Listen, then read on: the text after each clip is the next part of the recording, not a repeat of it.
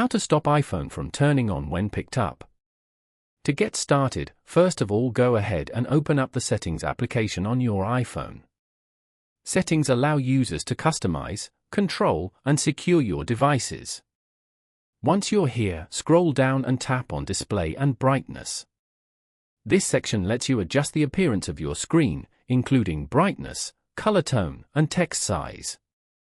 Here, scroll down until you find the Raise to Wake option. Raise to Wake automatically wakes the lock screen of your iPhone when you lift it. Simply tap the toggle switch next to it to turn the feature off. This will prevent your phone from turning on automatically every time you pick it up, which also helps save battery life.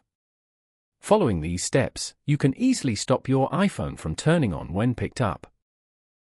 Thank you for watching. Please leave a like if this tutorial helped you, or leave a comment below if you have any questions related to the video.